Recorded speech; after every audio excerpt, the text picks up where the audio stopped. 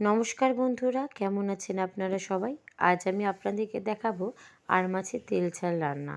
এর জন্য দরকার হচ্ছে আর মাছ, আলু, টমেটো, কাঁচা লঙ্কা, হলুদ, লঙ্কা গুঁড়ো। প্রথমে আর মাছটিকে হলুদ, লবণ এবং সর্ষের তেল দিয়ে, কাঁচা সর্ষের তেল দিয়ে ভালো করে মেখে রেখে দেবেন কিছুক্ষণ সময়ের জন্য। মোটামুটি 5-10 মিনিটের জন্য রেখে দিলেই হবে। এতে আর মাছ তেলে দিলে যে ফেটে আসে সেটা আর হবে না, তেল ছিটকে যে গায়ে আসে সেটা আর হবে না। এই ট্রিক্সটা আপনারা যে কোনো আঁশচালা মাছের ক্ষেত্রেই করতে পারেন। যে কোনো আঁশবিহীন মাছের ভাজার সময় যদি গায়ে একটু কাঁচা সর্ষের তেল দিয়ে রাখেন তাহলে সেটা আর গায়ে ছিটে আসে না।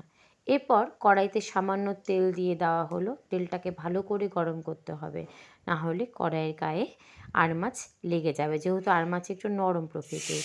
এবার আমার তেল গরম হয়ে গেছে, আমি এখন এক এক করে মাছগুলোকে তেলের মধ্যে দিয়ে দিচ্ছি, দিয়ে একটু ঢাকা চাপা দিয়ে ভেজে নেব কিছুক্ষণের জন্য। কেননা এই মাছ খুব বেশি একটা কড়া করে ভাজার দরকার পড়ে না।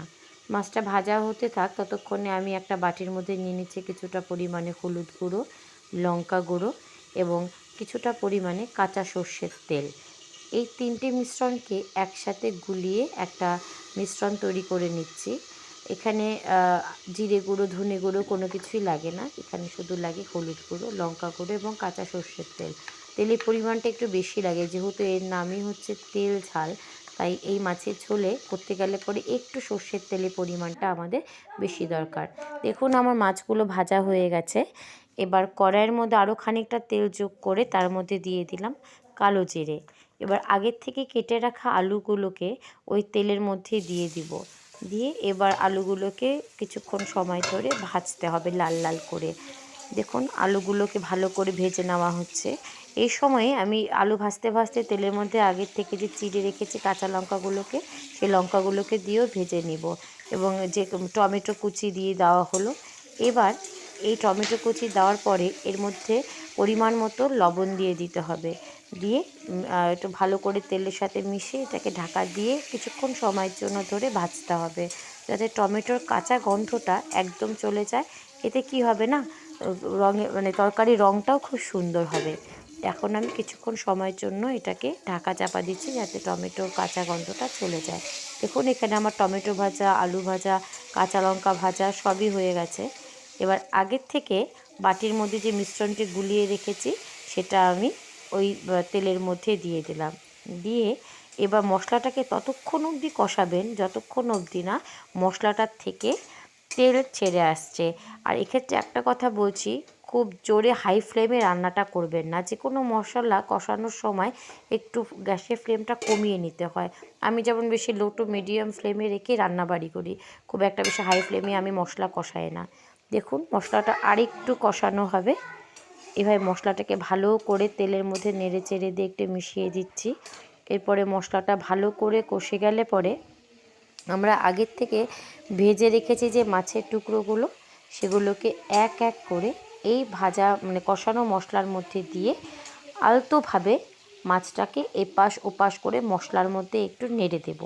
দেখুন আমার এখানে মশলা কষানো হয়ে গেছে। এবার আমি এক এক করে ভেজে রাখা মাছের টুকরোগুলোকে ওই মশলার মধ্যে দিয়ে দিচ্ছি। দিয়ে এবার আলতোভাবে এপাশ ওপাশ করে মশলাটা মাছের সাথে দিয়ে একটুখানি মাছটাকে একটু নেড়ে নেব। এতে কি হবে না, মাছের ভেতরে খুব সুন্দরভাবে মশলাটা ঢুকে যাবে। এতে নুন ঝাল সমস্ত কিছুই মাছের ভেতরে সুন্দরভাবে ঢুকে গেলে মাছটা খেতেও ভালো লাগবে। তাই এখানে ধীরে ধীরে মাছটাকে উল্টাতে হবে, দেখবেন নাহলে পরে খুব তাড়াহুড়ো করতে গেলে আর মাছ যেহেতু নরম প্রকৃতির, এটা ভাজাও হয় কম, কাজেই এটা কিন্তু ভেঙে যাওয়ার একটা চান্স থাকে। তা আপনারা খুব আস্তে করে মাছটাকে ওই কষানো মশলার মধ্যে দিয়ে উল্টাবেন। এরপর আমি পরিমাণ মতো গরম জল এখানে অ্যাড করে দিচ্ছি।